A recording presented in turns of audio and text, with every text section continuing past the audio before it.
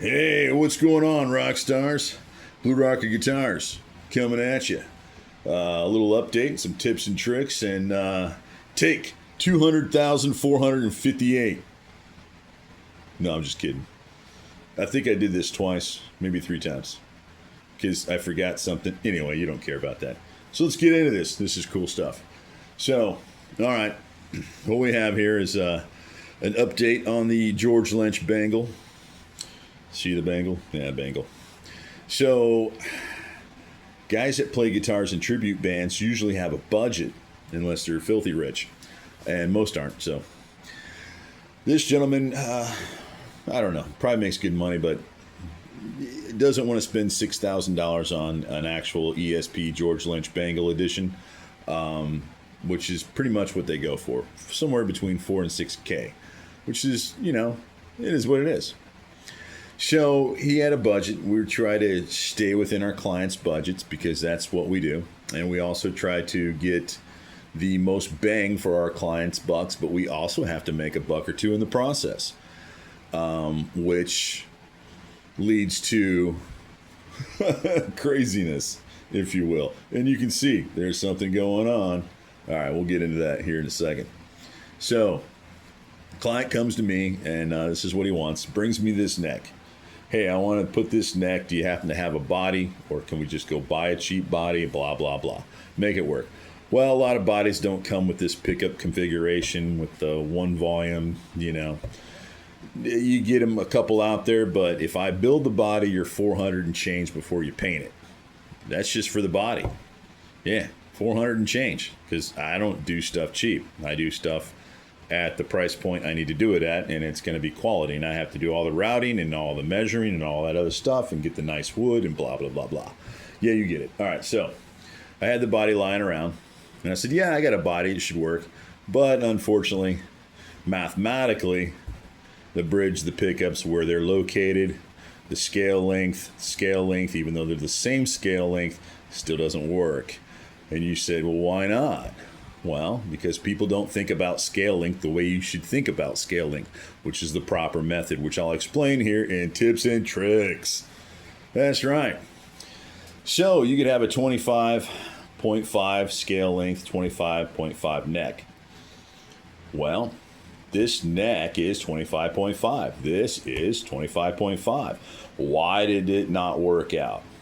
Well, because this is 22 frets, and the positioning of these frets is the key. That's right, ladies and gentlemen. If you go to StewMac, the simplest way to explain this, you go to StewMac, get up the StewMac calculator. There's a calculator that they have that tells you where frets go on scale length. So you type in 22 fret on a 25.5 scale length.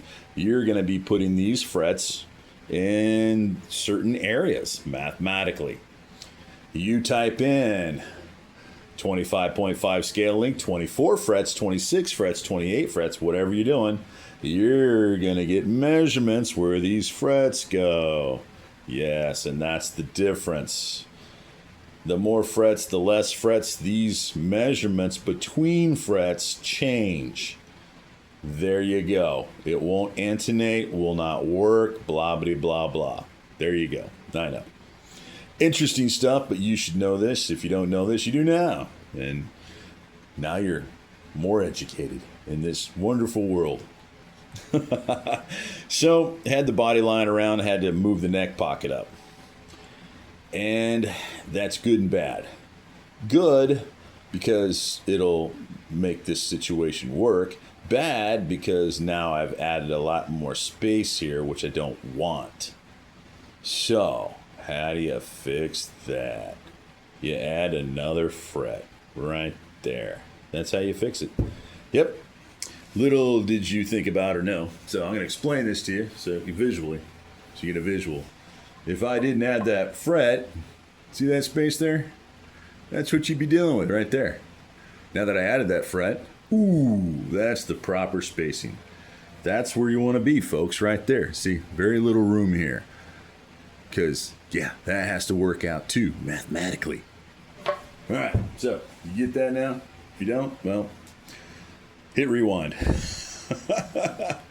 So most of you guys should just go ahead and cut a block, sink it in there, reroute that, take the measurement off the back of this heel, put the measurement up there, glue a whole block in, recut your neck pocket. I, however, didn't want to do that because it's going to take, well, it doesn't really take me more time. It's not as, well, it does take a little more time. It's just not as quick as this method that I use, which is very quick. I just cut, glue, and then I add dowels. So you can see there's a dowel there, there's a dowel there. They travel all the way down through here to give it strength. I use maple because maple's extremely strong and it'll hold up better. Now, another little problem that you'll have, that you're going to encounter when you do stuff like this, is you put fresh paint on it, it looks great. A year later, you will see said line will come back to haunt you. That'll come back, even though you can't feel it, not even with your nail. It's a perfect transition. It'll come back, just the way it is. So with these holes. So you have to take a small piece of laminate and glue it to this area, and then sand it all in, and then put in the hard glue in this area so the wood, so that little wood line here won't come back. I know, it's a lot to take in. If you don't know how to do this, just give it to a professional like me. Let us do that for you because it's what we know how to do. And then you have to fix this, and then there's a hole there, so I had to fix that. So I have to add all this thin laminate now, which for me, it's another hour, if that. So he saves money because he's not getting charged for the body, which would be about $450, maybe more, sometimes less, depending on the wood, that kind of stuff. So, yeah, this is a quick fix on a body I had. I can sell the body cheap because I've had it lying around the shop for God knows how long. So it can sit here or it can be used. And, yeah. I'd rather it be used and make a little money on the body, make some money on the alterations, definitely make money on the paint work and all that. So, but yeah, tips and tricks. So that is what's going on in my shop today. On this beautiful rainy Sunday afternoon, I am working on this bad boy and getting everything ready for paint, which will happen tomorrow. So yeah, tips and tricks, man. I hope you learned a lot. If you didn't learn a lot, well, rewind and watch. I don't know. So I got more videos coming up. We're going to talk about the Gibson again because we did some more work to it. That's going in paint. We also have the Jeff Pilson bass, which we did all the little mods to that, and then that's went into primer. I don't know if I did a video on that yet. I have to look. It's been a month since I did a video, so I have to see what I put out and what I haven't put out, that kind of stuff. So here you are, man. Like, share, subscribe, all that good stuff. If you need custom paint work, well, you know, we're the best. If you need custom alterations, we're pretty damn good at that too. If you need a custom belt, guitar, or bass, we are excellent at that. That's what we really love and enjoy. But we also love paint and creative ideas and that sort of thing. So give us a call. Hit us up on the interwebs and all that good stuff. Like, share, subscribe. Tell all your friends and, you know, your girlfriend and everything. And, yeah, all that stuff. We'll catch you on the flip side, man. See ya.